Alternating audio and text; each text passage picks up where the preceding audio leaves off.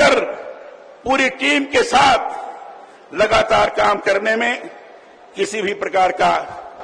मैं करने जा रहा हूं भैया, किसने दिया है? मैं अभी समाप्त करने जा रहा हूं। भैया मुझसे अगर बुला रहे हो तो मेरे जो कल्याण सिंह के संबंध रहे, मैं अपने को रोक नहीं पाऊंगा, इसलिए मुझे रोकने की बात मत सोचो। मैं संक्षेप में बोलूंगा। भारत माता की, भारत माता की। आज हिंदुत्व को जिन्होंने साकार स्वरूप प्रदान किया था, केवल पूरे हिंदुस्तान भर में ही नहीं तो दुनिया में एक विशेष प्रकार से उनके नाम की उक्ति हुआ करती थी। ऐसे स्वर्गीय कल्याण सिंह जी के चौथी पुण्यतिथि के अवसर पर यहां आए हुए हिंदुत्व को साकार रूप प्रदान करने की दिशा में सनातन की सहज रूप से लोगों के अंदर अनुभूति कराने की दृष्टि से जो सक्षम मुख्यमंत्री हैं, जिन्होंने अपने दायित्व का बड़ी कुशलतापूर्वक निर्वहन किया है, चाहे कानून व्यवस्था हो, चाहे प्रदेश का विकास हो, दोनों दिशा में जिन्होंने उत्तर प्रदेश को उत्तम प्रदेश बनाने के लिए लोगों का आह्वान किया है, ऐसे हमारे यशस्वी मुख्यमंत्री आदरणीय श्री योगी आदित्यनाथ जी। मंच पर विराजित जो बहन आपके बीच में आई, उमा जी, बड़ा पुराना हम लोगों का परिचय संबंध है। जिन्होंने हमेशा अपने ललकार से जनता को जीवंत रखा, अपनी ललकार से हमेशा राम जन्मभूमि के प्रति लोगों के अंदर आकर्षण पैदा किया था, ऐसी बहन उमा भारती जी। मंच पर विराजित हमारे केंद्रीय मंत्री, बड़े ही गतिशील व्यक्तित्व के धनी, शिक्षा के क्षेत्र में नई शिक्षा नीति को लागू कर केवल भारत को नहीं तो दुनिया को भी भारत की शिक्षा नीति कैसी होनी चाहिए, इस प्रकार के एहसास कराने वाले हमारे आदरणीय श्री धर्मेंद्र प्रधान जी, भारतीय जनता पार्टी के प्रदेश के अध्यक्ष श्रीमान भूपेन्द्र चौधरी जी, हमारे उत्तर प्रदेश के दोनों उप मुख्यमंत्री श्रीमान केशव मौर्य जी, ब्रजेश पाठक जी, हमारे सभी सम्मानित मंत्रीगण जिन्होंने ये आयोजन किया है। कल्याण सिंह जी के सुपुत्र, उनके पौत्र, दोनों के अंदर कल्याण सिंह की प्रतिमा झलकती है। ऐसे राजू भैया, संदीप जी, मंच पर विराजित पार्टी के बड़े वरिष्ठ कार्यकर्तागण जिन्होंने इस कार्यक्रम को सफलीभूत करने की दिशा में लगातार प्रयास किया है, ऐसे सम्मानित मंचगण, यहां आए हुए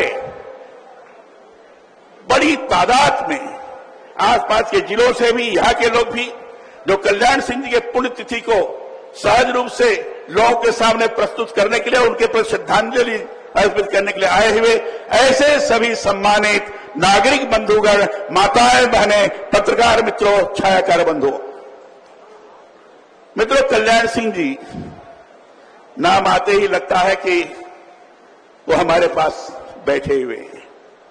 हम लोग अपना अभिन्न संबंध था, उस संबंधों का वर्णन मैं शब्दों में नहीं कर सकता। परिचय तो बहुत पहले से था, लेकिन 1980 में भारतीय जनता पार्टी की स्थापना के बाद स्वर्गीय माधव प्रसाद जी त्रिपाठी पार्टी के अध्यक्ष थे। हम 3 महामंत्री थे, कल्याण सिंह जी थे, मैं था और स्वर्गीय सूर्यकृष्ण जी थे। हम तीनों महामंत्री और माधव बाबू काम करते थे। माधव बाबू 86 में उनका स्वर्गवास हो गया।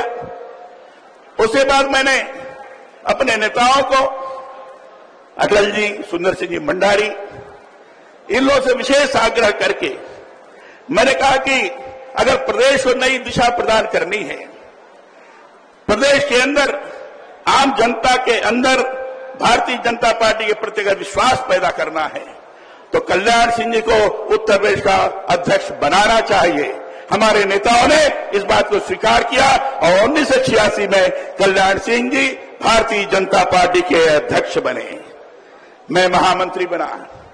मुझे याद है भारतीय जनता पार्टी जब बनी थी तो भारतीय जनता पार्टी की स्थापना के पहले, क्योंकि स्थापना काल में मैं भी सहभागी रहा हूं, हर विचार विमर्श में मैं रहा हूं, और उस समय तय हुआ था पार्टी तो नहीं बनाई जाए, दोहरी संस्था का नाम लेकर जनता पार्टी में बाकी के नेता अलग होते जा रहे थे, अलग पार्टी बना रहे थे।